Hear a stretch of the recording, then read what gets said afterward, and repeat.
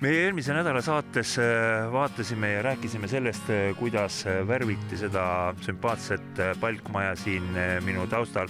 Ja kuna ma olin siia Tartumaale tulles teemaga natukene ette valmistatud, ma teadsin, et majal on ka kivikatus ning et siin kohal on Teknose värvispetsialistid, siis ma palusin neil valmistada ette ka teema, kuidas teha korda ja vajadusel värvida kivikatust.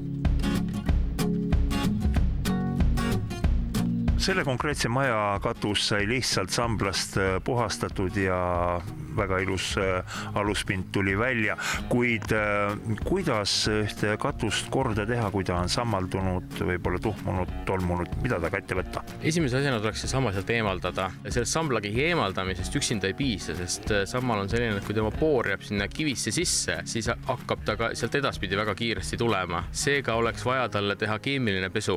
Seebikivi põhised pesuained on need, mis tapavad selle sambla poori seal ilusti ära. Ja pärast seda, kui on katus ilus puhas, nagu siin näiteks on, ei pea enam midagi tegema või võib värvida katuse ära katuse värviga, kui see kivi on juba vana ja väsinud ja võib-olla ka laiguliseks tõmmanud. Ja mis nime all ta Teknosel on olemas see pesuaine? Ta on kattopesu ehk siis ongi soome keeli katusepesu. See ongi mõeldud igasuguse õie, tolmu, sambla, sambliku, vetika hävitamiseks katuselt ja kivipooridest. Aga räägime nüüd natukene värvimisest, kui aluspind on korralikult puhtaks tehtud. Millega värvida soovitad? Teknose tootevalikus on selline toode nagu Kirjotail, mis ongi spetsiaalne katusekivi värv. Tal on valmis toonid, must, pruun, punane, hall ja esimesele kihile pannakse 10–15% vett sisse, et ta oleks natuke vedelam, imbuks paremini kivi sisse ja siis teine kiht läheb juba puhtalt peale.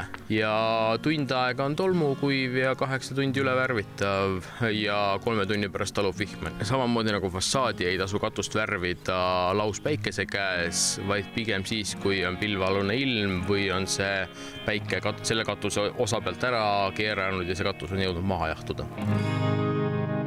Kuidas värvitoonide valikuga? Valmis värvitoonid, seda toodet ei toonita, on need nii-öelda standardkatuse toonid ehk siis must, pruun, punane, hall. Millisele katusekivile ta eeskätt on soovitatud? Betoon ja savikivi on need 2 kivitüüpi, millele ta mõeldud on. Niisiis, kui värvimistööd ees, heitke pilk ka katusele, kui katus on aastatega muutunud ebameeldivalt laiguliseks või tahate teda natukene muuta ning värskendada, siis nagu kuulsite, värvid täitsa olemas.